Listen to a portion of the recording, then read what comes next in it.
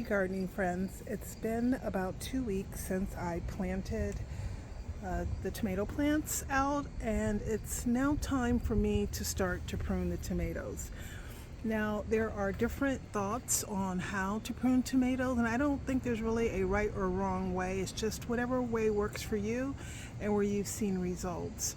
So on one end of the spectrum you have some individuals who don't prune their tomatoes at all and they just let them grow. And keep in mind that a tomato is a vine, so it will just continue to grow and grow and grow, and that's specifically for indeterminate tomatoes. They will just grow until the frost kills them. And so those can get really out of hand and a little unwieldy. On the opposite side of the spectrum, you have those who severely prune. So they'll prune down to just a single stem and they'll remove all suckers from their plants. Again, there isn't a wrong or right way. When you severely prune, you're redirecting all of the energy into fruit production, and that usually results in larger fruit. I've decided to land somewhere in the middle where I do prune, and there's 3 reasons that I prune. Number one, I prune to remove some of the leaf canopy to provide better circulation for the plant air circulation so that I can avoid any type of disease issues. I also prune for size control. I am growing in containers, so I want to make sure that my plants stay at a manageable size. And then the third reason is I like to prune in order to redirect some of the plant's energy away from the green leafy development into developing the fruit. So I'm just going to show you, I have one plant here. This is the Brandywine Red that I have not pruned yet. So I just wanted to set the camera up and show you how I prune. This tomato is a Brandywine Red, and the tomato has more than doubled in size, at least doubled in size over the past 2 weeks. The stem has gotten much thicker and stronger, so the plant is doing really well. And I'll link the planting video so you can see the difference in size in just 2 weeks of the plant. Again, these plants were just started from seed on April 1st, and I'm filming this on June 6th, so these plants are maybe about 10 weeks old, I guess. So now they're ready to be pruned. The first thing that I'm going to do is prune or remove all of the stems from the bottom of the plant. Typically, I will prune up at least 8 inches, sometimes taller. But for now, I'll just do these maybe 5 or 6 inches, and then as the plant gets larger, I may remove some of the more of the bottom leaves. Now this particular plant is an indeterminate plant, and an indeterminate tomato is a tomato that it grows like a vine. So it continues to grow as long as the conditions allow. So as long as the temperatures are warm enough, this will grow from the time that you planted in the spring until the late fall, until the temperatures become too cold, and then the vine will die. It will continue to produce fruit during that entire period, versus a tomato that is a determinate tomato, which means that it tends to grow to a very specific height, and then once it reaches that height, it will produce most of its fruit within the 1 to 2 week period. So a determinate tomato produces all of its fruit basically at once, and an indeterminate tomato will continue to produce fruit as long as it's growing. So both for indeterminate and determinate tomatoes, I will prune the bottom leaves, and I do this for air circulation and also to prevent any disease from spreading from the soil. This is less of an issue when you're growing in containers, but when you're growing in ground, that can happen much easier. So I try to, even though I'm growing in containers, I still remove all of these lower leaves. So when you're watering, disease can splash from the soil into the plant. So what I'm going to do is just remove all of these lower leaves, and I will do this probably maybe about 8 inches up the plant, but my plant is really too small, so I'm only going to do it for a certain amount. So I'm going to take this off as well. And I don't want to stress the plant too much right now by removing too much foliage. But you see, this is, remove the basil that I have growing here. You see now this is nice and clean. So the way that I prune, I have my main stem, what you see here. This here is a sun leaf that grows. Here's another sun leaf.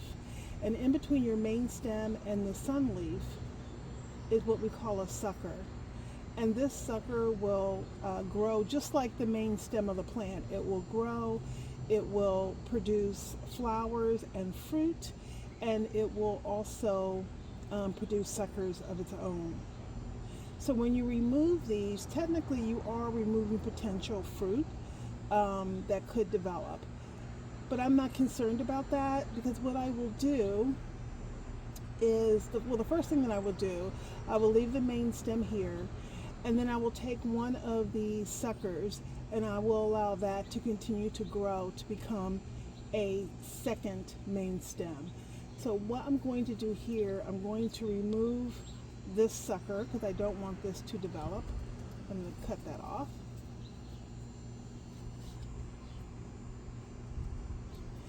And then this sucker that's here, I'm going to allow this to grow, and it's going to become another main stem. So I'll have a secondary main stem here, and then I'll have my first main stem as well.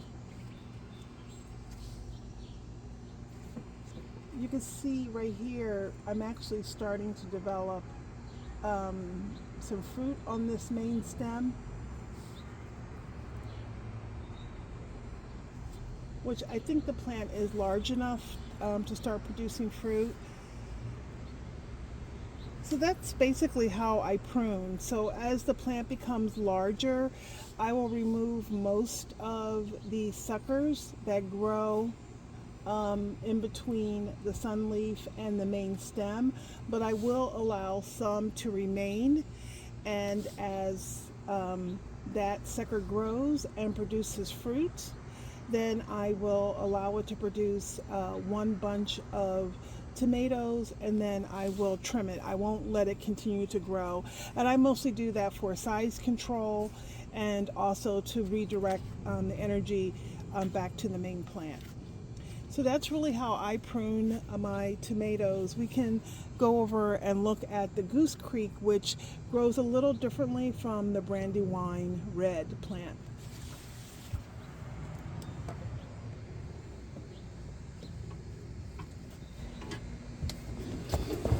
This is the Goose Creek tomato. It's a indeterminate tomato. And I'm going to start out the same way that I did with the Brandywine. I'm first going to remove all of the lower sun leaves as well as any suckers.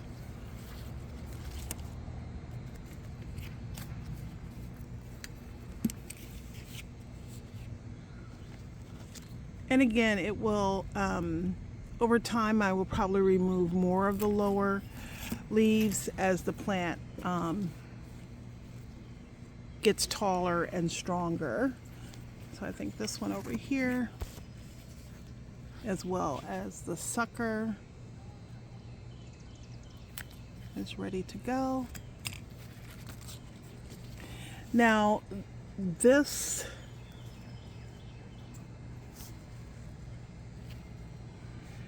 let me see, I think I'm going to leave this sucker and allow this one to grow, but I'm going to trim this one off.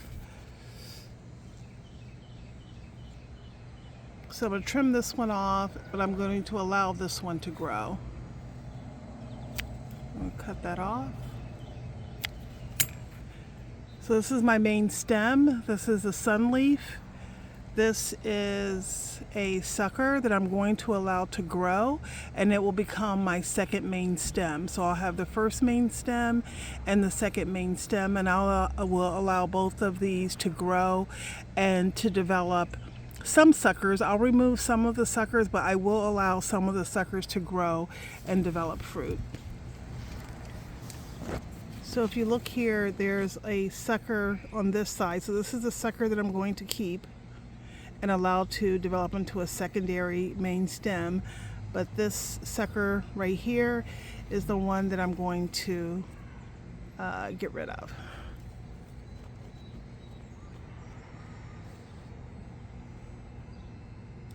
There we go.